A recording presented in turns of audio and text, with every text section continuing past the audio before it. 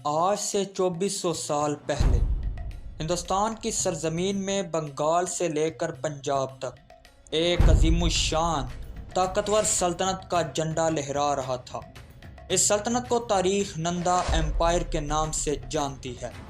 एक ऐसी ताकतवर सल्तनत जिसका सामना करने से अलेक्जेंडर द ग्रेट की फौजें भी घबरा गईं। एक ऐसी एम्पायर जिसे सिकंदर आजम जैसा फतेह भी गिरा न सका, उसे एक काम से ब्राह्मण ने तोड़ कर रख दिया।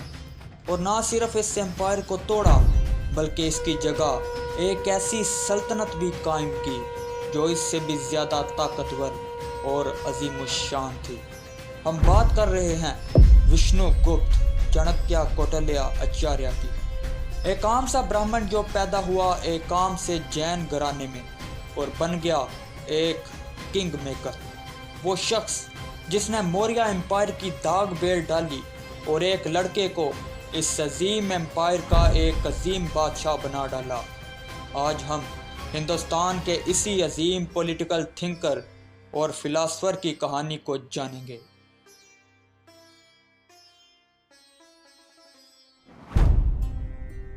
चाणक्य आचार्य का जन्म किस जगह और कब हुआ था, तारीख में इसका कोई ठोस सबूत नहीं मिलता। लेकिन एक बुद्ध रवायत के मुताबिक चाणक्य मौजूदा पाकिस्तान के कदीम शहर तक्षशिला या टेक्सला में पैदा हुए और बाज़ हिस्टोरियंस का मानना है कि उनका जन्म साउथ इंडिया के एक गांव चांका में हुआ था। चाणक्य के वालिद का नाम चैनिन और वालदा का नाम चंदसूरी था। चाणक्य के जन्म को लेकर तारीख में एक लेजेंड बहुत मशहूर है, जिसके मुताबिक जब उनका जन्म हुआ तो उनके मुंह में पैदाइशी तौर पर एक दांत मौजूद था। कुछ दिन बाद जब कुछ पुरोहित छोटे चाणक्य को देखने के लिए आए तो इन्होंने इस छोटे से बच्चे के मुंह में वो दांत देखा। इसके बाद पुरोहितों ने यह पेशन गोई की कि ये बच्चा एक ना एक दिन राजा ज़रूर बनेगा। इस बात को सुनते ही चाणक्य के वालिदैन घबरा गए और परेशान हो गए, क्योंकि वो नहीं चाहते थे कि उनका बेटा एक राजा बने, बल्कि वो तो इसको पाल पोस कर एक पुरोहित बनाना चाहते थे। जब चाणक्य के वालिदैन ने अपनी परेशानी पुरोहितों को बताई तो पुरोहितों ने चाणक्य के मुंह से वो दांत तोड़ दिया। फिर पुरोहितों ने कहा, अब ये बच्चा राजा तो नहीं मगर एक राजा का उस्ताद ज़रूर बनेगा। उस वक्त पुरोहितों की ये पेशन गोई एक तुक्का थी या फिर कुछ और, मगर तारीख ने लिखा कि ये छोटा सा बच्चा बड़ा होके एक अजीम राजा का उस्ताद बन गया। चाणक्य ने अपनी शुरू की पढ़ाई तक्षशिला से हासिल की। अपनी जहानत की वजह से वो जल्द ही लोगों की नज़र में आना शुरू हो गए। पुरोहित भी चाणक्य को पसंद करने लगे। चाणक्य के इसी दौर में सन 324 बीसी में यूनान के अलेक्जेंडर ने फारस और अफगानिस्तान के कुछ इलाकों को फतह करने के बाद सरजमीन हिंदुस्तान पर हमला कर दिया। सबसे पहले उसने तक्षशिला पर हमला किया, मगर यहाँ के राजा अंबी ने अलेक्जेंडर के सामने हथियार डाल दिए। तक्षशिला में कामयाबी के बाद उसने जेहलम के पार राजा पोरस की सल्तनत पर हमला कर दिया और तारीख की एक बहुत बड़ी खूनरेज जंग लड़ी गई। चाणक्य इन सब हालात को नोट कर रहे थे। वो मायूसी से इधर उधर देख रहे थे। अपने लोगों का यूं कत्लेआम और उनकी ज़मीनों पर कब्जा उनको दिन रात परेशान कर रहा था और वो ये सब बर्दाश्त नहीं कर सकते थे। इसी परेशानी और तकलीफ़ ने उनके दिमाग में एक अजीम आइडिया को जन्म दिया, यूनाइटेड हिंदुस्तान का आइडिया। चाणक्य का मानना था कि अगर हिंदुस्तान की इन छोटी छोटी रियासतों को मिलाकर सिर्फ एक ग्रेट एम्पायर को कायम कर दें और पूरे हिंदुस्तान को यूनाइट कर दें तो कोई भी बाहर का हमलावर हिंदुस्तान को मैली आंख से भी नहीं देखेगा। इसी ख्वाब को अपनी आंखों में सजाए वो मगध की नंदा एम्पायर की तरफ चल पड़े।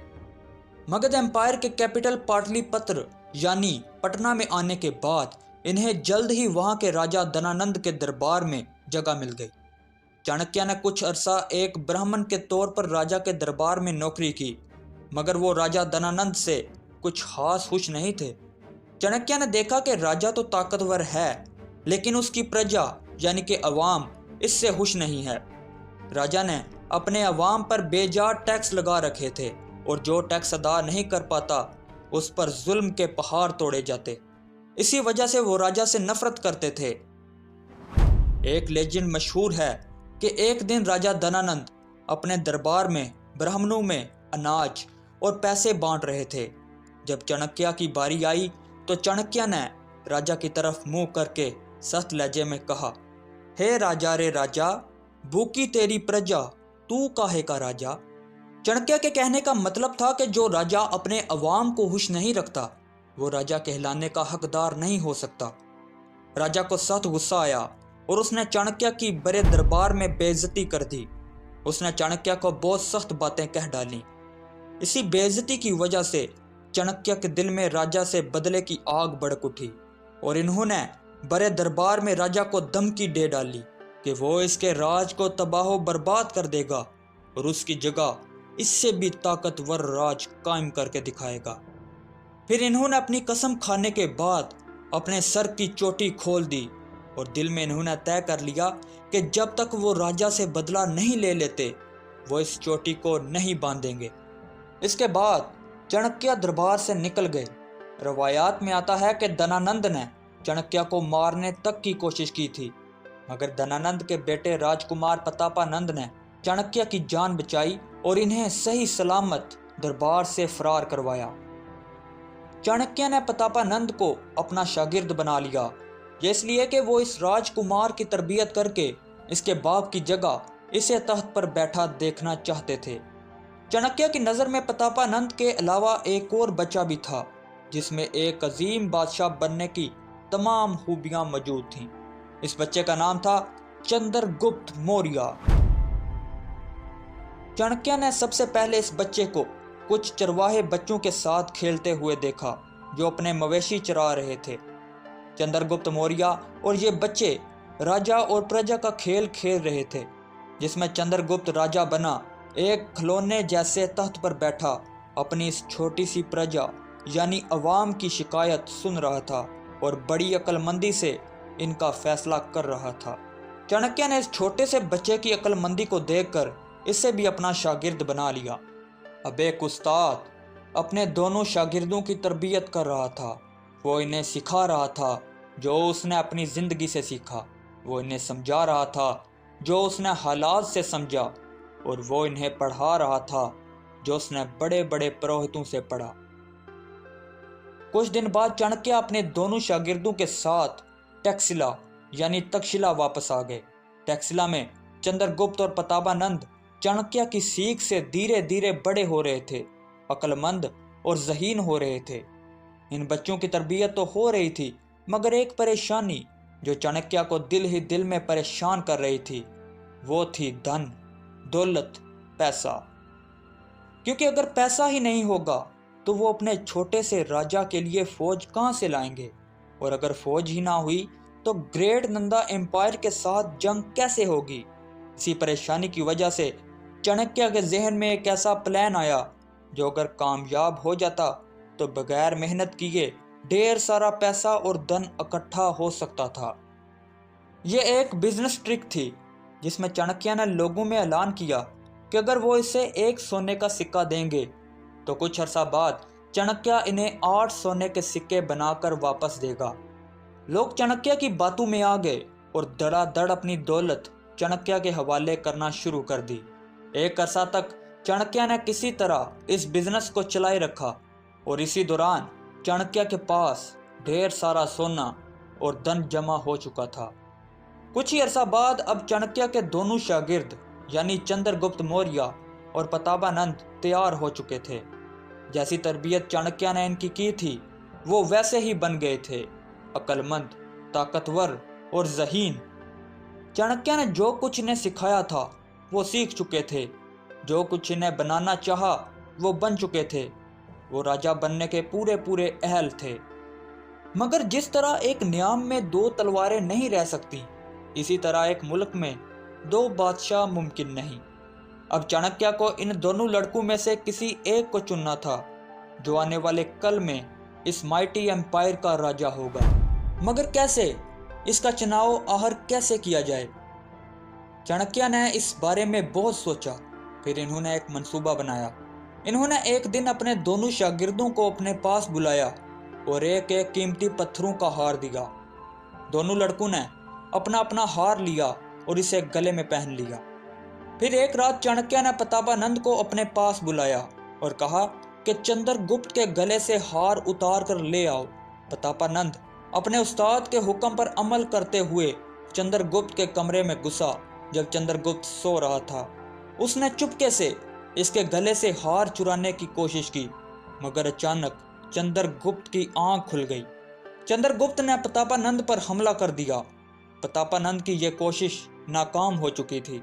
फिर एक दिन चाणक्य ने चंद्रगुप्त को अपने पास बुलाया और वही करने का हुक्म दिया जो प्रतापानंद को दिया था। अब चंद्रगुप्त चुपके से प्रतापानंद के पास गया और अपनी तलवार निकालकर सोए हुए प्रतापा पर वार कर दिया।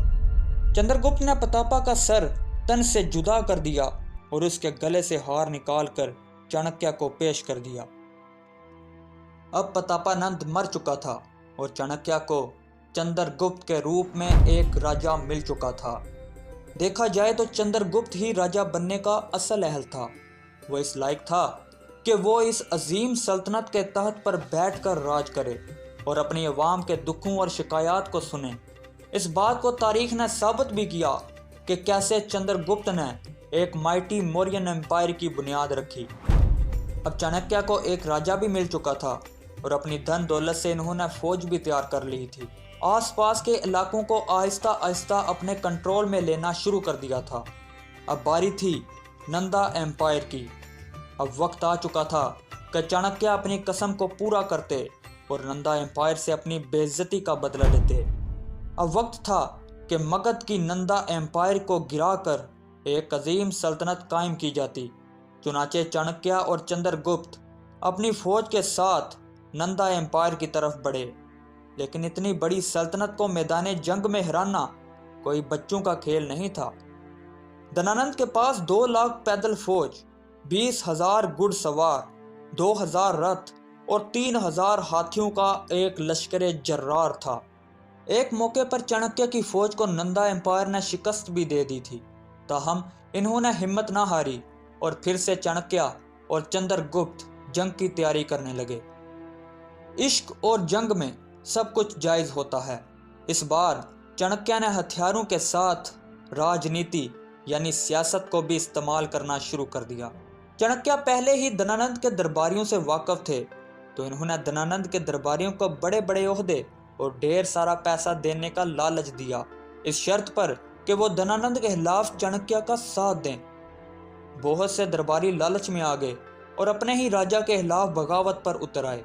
दरबारियों की चालों की वजह से नंदा एम्पायर में बगावतें शुरू हो गईं। इन अंदरूनी बगावतों की वजह से नंदा एम्पायर पर काफ़ी बुरा असर पड़ा। आहिस्ता आहिस्ता नंदा एम्पायर कमज़ोर हो गई। इस मौके का फ़ायदा उठाकर चाणक्य ने अपने होने वाले राजा के साथ एक बार फिर से पूरी ताकत के साथ नंदा एम्पायर पर हमला कर दिया और जंग जीत ली। धनानंद मारा जा चुका था और अब तख्त पर चंद्रगुप्त मौर्य का हक था। नंदा एम्पायर खत्म हो चुकी थी और कायम हो चुकी थी अजीम मौर्य सल्तनत। चाणक्य की कसम पूरी हो चुकी थी और बदला भी। अपनी हुकूमत को कायम करने के बाद चंद्रगुप्त ने यूनानियों के खिलाफ महाज खोल दिया। पंजाब के इलाकों में जो यूनानी फौजी टोलियां मौजूद थीं, इन्हें मार मार कर भगा दिया गया। ये बात याद रखें कि चंद्रगुप्त के ज़माने में अलेक्जेंडर द ग्रेट मर चुका था और उसकी कायम की हुई मैसिडोनियन एम्पायर टुकड़ों में इसके जर्नैलों में बट गई। सिकंदर आज़म का एक जर्नैल जिसका नाम सेल्यूकस था, इसके हिस्से में अफगानिस्तान के इलाके आए थे। सेल्यूकस ने अलेक्जेंडर द ग्रेट के बाद दोबारा हिंदुस्तान पर हमला कर दिया, मगर इस बार इसका पाला किसी आम राजा से न था बल्कि ग्रेट चंद्रगुप्त मौर्य के साथ था। चंद्रगुप्त ने मैदान जंग में बार बार यूनानी जनरल को शिकस्त दी। यूनानी जनरल सेल्यूकस ने बार बार शिकस्त खाने के बाद हार मान ली और चंद्रगुप्त के साथ दोस्ती कर ली। इस दोस्ती के रिश्ते को मजबूत करने के लिए उसने अपनी बेटी की शादी चंद्रगुप्त से कर दी। यूं इस अजीम मौर्य सल्तनत की कहानी लिखी जा चुकी थी, जिसके पीछे सबसे बड़ा हाथ था आचार्य चाणक्य कौटिल्य का। ये बात भी तारीख ने लिखी कि वो एक अजीम राजा का उस्ताद होते हुए भी नहायत सादगी से ज़िंदगी बसर करते थे। सल्तनत का निज़ाम चलाने के लिए सबसे ज़्यादा काम चाणक्य ने किया और उन्हीं की बदौलत मौर्य सल्तनत हिंदुस्तान की सबसे ताकतवर सल्तनत बन गई। चंद्रगुप्त इतनी बड़ी सल्तनत का राजा होते हुए भी हमेशा चाणक्य यानी अपने उस्ताद, अपने गुरु के सामने सर झुकाकर और हाथों को बांध कर खड़े हो जाते। ये था एक अजीम किंग मेकर। चाणक्य का ख्याल था कि जब सल्तनत कायम हो चुकी है तो अवाम की फलाह बहबूद के लिए बड़े बड़े काम करना अभी बाकी हैं। बड़े बड़े प्रोजेक्ट को स्टार्ट करना चाहिए ताकि अवाम को भी ये लगे कि उनका राजा उनकी भलाई के लिए काम कर रहा है। इन्हीं बड़े बड़े प्रोजेक्ट में से एक प्रोजेक्ट थी पाटलिपुत्र से पेशावर तक एक सड़क, जो मौर्य सल्तनत का एक बहुत बड़ा कारनामा थी। दिन गुजरते गए, महीने भी गुजर गए और साल भी बीत गए।